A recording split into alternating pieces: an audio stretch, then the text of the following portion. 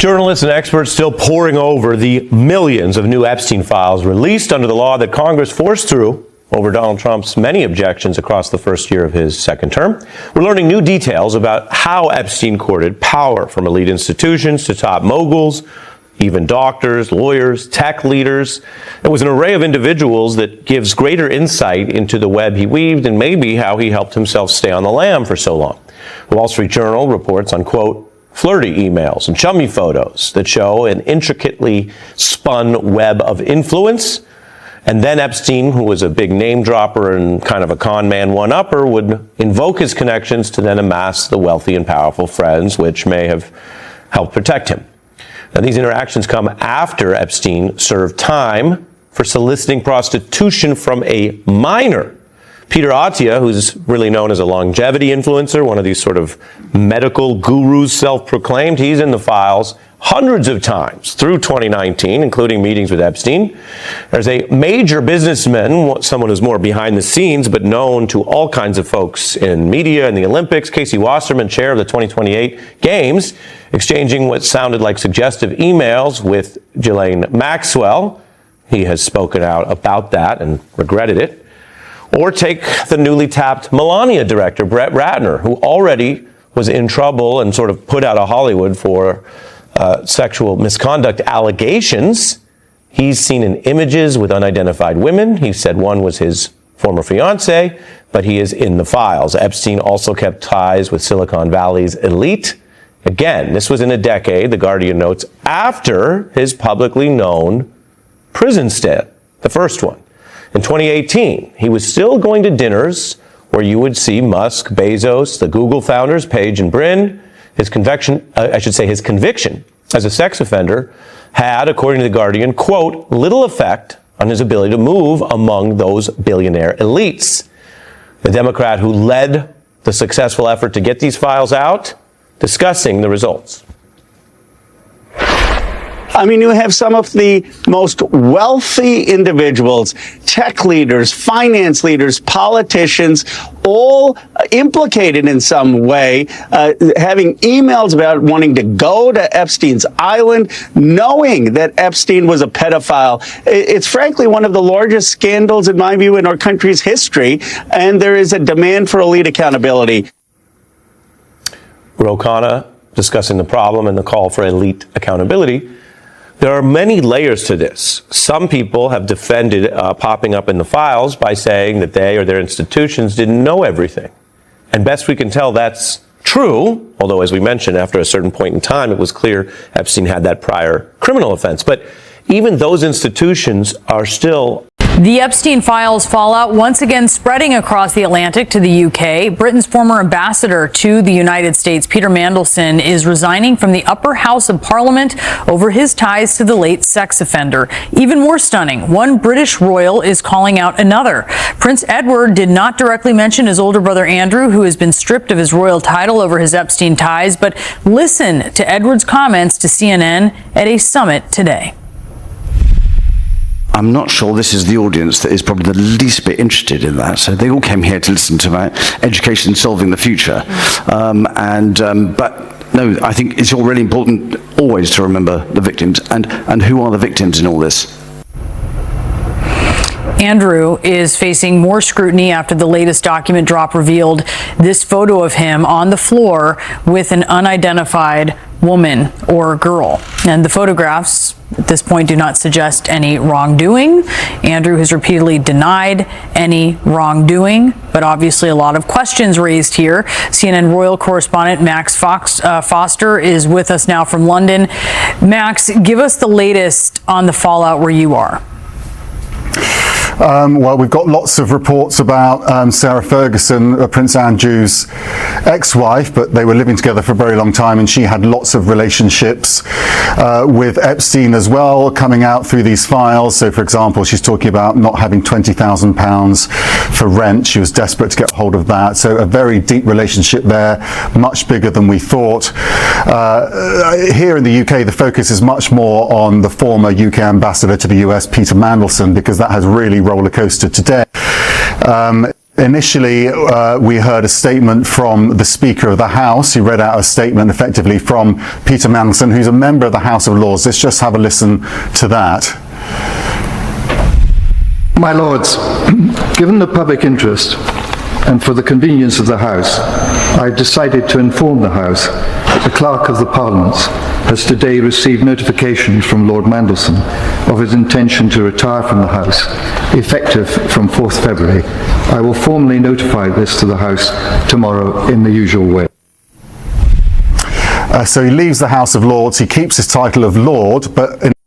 In what is fast shaping up as one of the more fascinating races of the midterms, the Republican chair of Georgia's 14th district has a stunning warning that there are too many candidates in the race to replace Marjorie Taylor Greene, and, quote, we could end up with a Democrat as our congressman. With no party primary to narrow the field, the March 10th special election will be a 21-candidate free-for-all, and 16 of those candidates are Republicans, making an April runoff very likely. Jim Messina is back with us. Sam Stein is managing editor for The Bulwark and an MS Now contributor. Let's remind folks, Jim, Greene won her district with 64% of the vote in 2024. But is this a real opportunity for the Democrats? It absolutely could be, Chris. And you look at kind of what's happened in the 26 elections in legislative races around America since Donald Trump became office. Democrats have won all 26 flipped seats.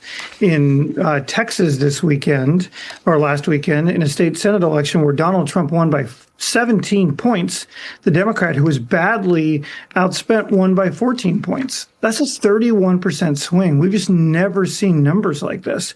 And so if I was the Republicans, I would fear this. Should Marjorie Taylor Greene's seat be in play in a normal election? No, that's a rock-ribbed Republican seat. But the fact is there's something moving out there. And partially it's led by Donald Trump's own numbers. You know, his numbers on the economy are now underwater by 18 points and on cost of living by 29 points. And voters use these special elections as a way to send a message to the president. And their message they're sending right now is they are very unhappy. Well, Sam, the Atlanta Journal-Constitution actually reports interviews with more than a dozen Republicans across the district show a party on edge, worried that Georgia's fast-moving contest, voter fatigue, lingering unease over Trump, and most of all, a fractured GOP field and a strong Democratic contender could put even this seat at risk. How do you see it? And I wonder if you think this anxiety is reflective of how Republicans are feeling even beyond Georgia. Well, there's definitely anxiety that extends well beyond Georgia. Jim's right. All these special election results, including the most recent one in Texas, have shown that there's a wild disparity in terms of voter enthusiasm. Part of it is because if you are a Republican right now, many things are happening in the world and the people are talking about them every day in the United States. And the government, many sets and the immigration of office to the different crime, and the people who do not work have legal paper. This made many families are seekers because they are afraid someone that the love crime that the take always. Some people post in the street ask the government and the stop of these action. President Trump side the sports struggle rule, but the always side he does not want innocent people served during the time to US citizen debt and the made of people. Many agreeing side and the people ask then action were happening, and if you are feared someone is the government start looking for close and big communication for the focus on Nike as he check off, because for the government some sites are wild to rule nights and not the work. Some people big the should have been honestly better. The side should be inner and much the government laws. And the loss of offered job sites very ever tried and the strict because she had too much work. The started has big discussion about the matter for work permission and makes for many people spokes for the might job. Social media was the full of communication and people about the honor of stories and the another kindness fair to more importance news channel talked about and people far world about the school.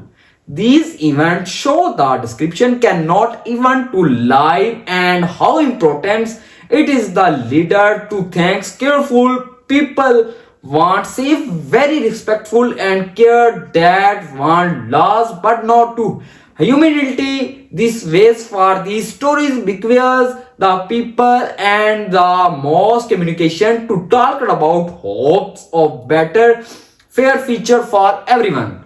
Some people Trump decide sports for struggle and the innocent for people action for helping and their fair to communication government and starting for looks for company and Nike checking for communication for not disappeared.